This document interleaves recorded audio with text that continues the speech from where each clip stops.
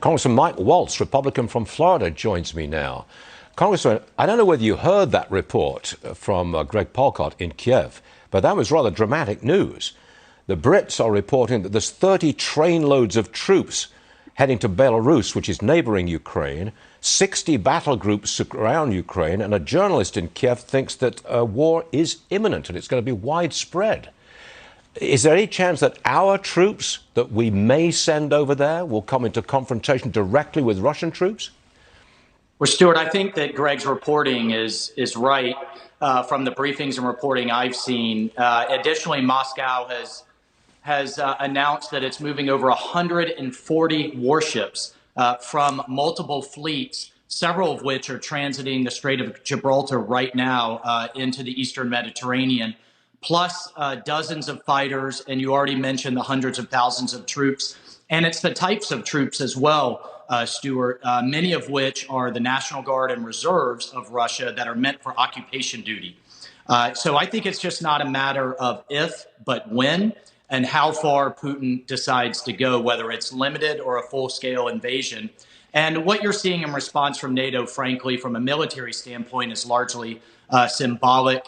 They're talking about a few fighters, a few thousand troops, and I don't see U.S. troops engaging Russian troops. They will station in Eastern Europe, in countries like Poland, Romania, Hungary, that are rightfully very nervous. They've been invaded by the Russians several times in their history, but there is no intention that I've seen for them to actually engage Russian troops. We do, however, have some trainers still in Ukraine helping with some of this lethal aid that's flowing in, albeit too little and too late, I fear.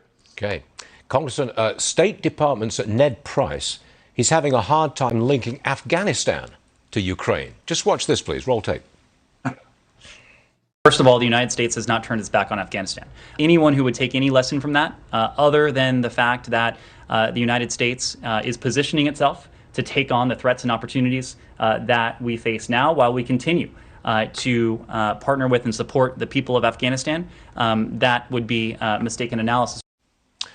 He's got a hard time linking the debacle in Afghanistan with Ukraine. I don't think you have a hard time linking the two, do you, Congressman?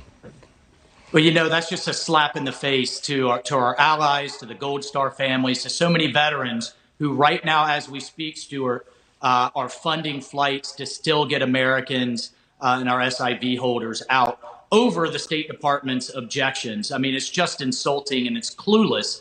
But, you know, I'll tell you who is linking the Afghanistan betrayal. It's certainly Putin. Just watch Russian state TV. It's certainly Xi. Watch what they're messaging to Taiwan. America will not stand with you. America will abandon you when the going gets tough. And you better begin hedging your bets and working with us instead. You know, this has absolutely been a Pandora's box. And if we lose two democracies in the spate of 1 year of Biden being in office, it's going to be Katie bar the door for Iran racing to a nuke, North Korea, and Taiwan after the Olympics. Yeah, watch out. Congressman, we always appreciate you being with us, especially today. Thanks for being here, sir. Good stuff. Okay, thanks so much, Stu.